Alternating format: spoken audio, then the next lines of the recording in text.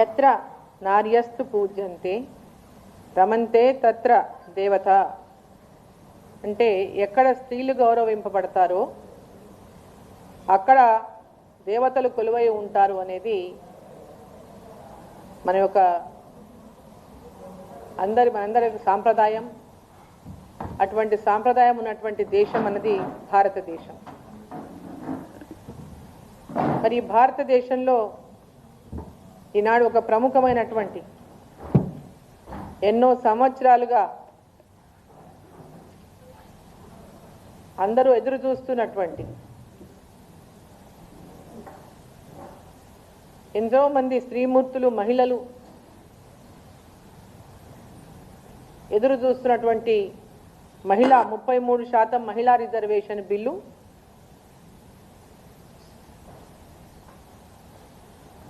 పార్లమెంటులో ప్రధానమంత్రి నరేంద్ర మోదీ గారు ఈ దేశంలో మహిళల యొక్క ప్రాధాన్యతను చాటుతూ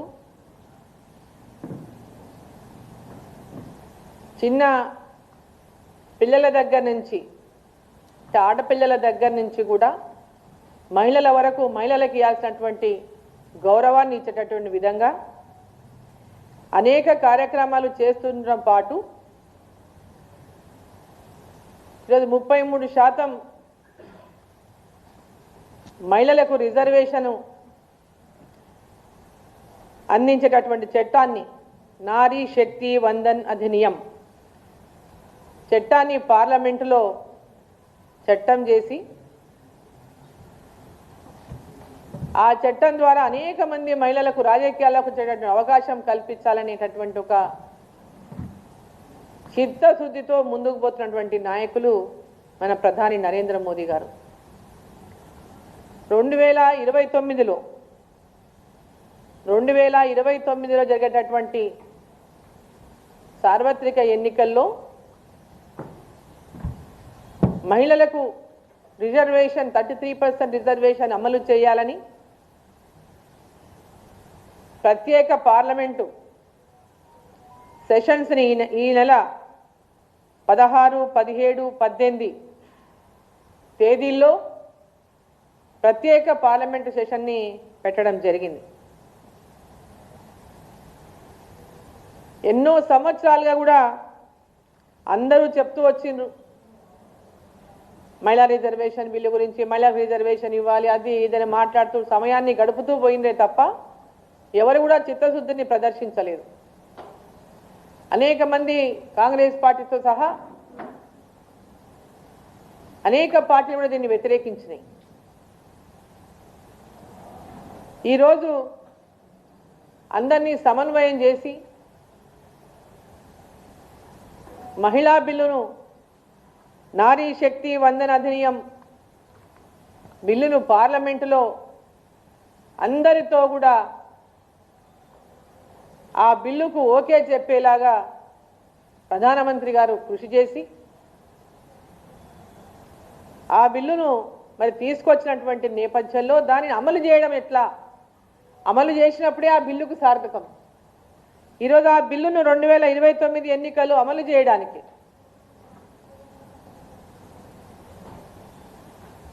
ఈరోజు పార్లమెంటు సెషన్స్లో అన్ని పార్టీల నాయకులు, ఆల్ పార్టీ పార్లమెంటు సభ్యులు 2029లో మహిళా రిజర్వేషన్ బిల్లును అమలు చేసేటటువంటి విధంగా పార్టీలకు అతీతంగా ఈ బిల్లును పాస్ చేయడానికి ముందుకు రావాలని చెప్పి నేను అందరినీ విజ్ఞప్తి చేస్తా ఉన్నా. మన రాష్ట్రం నుంచి పార్టీలకు అతీతంగా ఉన్నటువంటి పార్లమెంటు సభ్యులందరూ కూడా ఈ బిల్లుకు మద్దతు పలికి 2029లో ఈ బిల్లు అమలులోకి వచ్చేటటువంటి విధంగా ప్రతి ఒక్కరు కూడా దీన్ని స్వాగతించాలని చెప్పి సందర్భంగా నేను కోరుతా ఉన్నా. ఈరోజు ఇది ఒక కేవలం మహిళా రిజర్వేషన్ బిల్ అంటే ఒక చట్టం కాదు, ఇది కోట్లాది ఆడబిడ్డల యొక్క ఆశయం, ఆకాంక్ష. ఇది ఒక కొత్త యుగానికి నాంది పలకబోతుంది. రాజకీయాల్లో కొత్త యుగానికి నాంది పలకబోతున్నటువంటి బిల్లు ఇది. ఈరోజు మహిళలు మన రాష్ట్రంలో చూసుకుంటే కనుక పార్లమెంటులో మేమిద్దరం ఉన్నాం మహిళలు మన రాష్ట్రం నుంచి. ఎమ్మెల్యేలు కూడా చాలా తక్కువ మంది. ఈరోజు అసెంబ్లీలో జిల్లాకు ఒకరో ఇద్దరో అక్కడ ఇక్కడ ఉన్న చోట ఉన్నారో ఒక చోట లేరు. ఈ బిల్లు కనుక మనకి ఈరోజు ఇంప్లిమెంట్ చేసుకుంటే, ఉదాహరణ డీలిమిటేషన్ కూడా జరగబోతున్నటువంటి నేపథ్యంలో మన తెలంగాణ విషయానికే కనుక వస్తే డీలిమిటేషన్ ద్వారా పార్లమెంటు స్థానాలు కూడా పెరగబోతాయి. ఈరోజు ఉన్నటువంటి 17 స్థానాలు వాటిని పెంచుకుంటే కనుక దాదాపు 26-27 స్థానాలు, దాంట్లో 33% అంటే 9 స్థానాలు, 9 మంది మహిళలు పార్లమెంటుకు రాబోతారు మన తెలంగాణ నుంచే ఊహించుకుంటే. అంటే దేశవ్యాప్తంగా ఈరోజు 273 మంది మహిళలు పార్లమెంటుకు వస్తారు. పార్లమెంటు సభ్యులుగా వారికి అవకాశం వస్తుంది ఈ యొక్క బిల్లు ద్వారా. ఈ బిల్లులో ఒక కేవలం సీట్లు పెంపనేది కాదు, ఇంతమంది మహిళలు అసెంబ్లీలో కూడా చూసుకుంటే, మన తెలంగాణ అసెంబ్లీ వరకు కూడా చూసుకుంటే అసెంబ్లీ స్థానాలు కూడా దాదాపు 180 వరకు ఉండేటటువంటి అవకాశం ఉంది. 181 కాన్స్టిట్యున్సీలు అవుతాయి మన తెలంగాణలో డీలిమిటేషన్ తర్వాత అసెంబ్లీ స్థానాలు.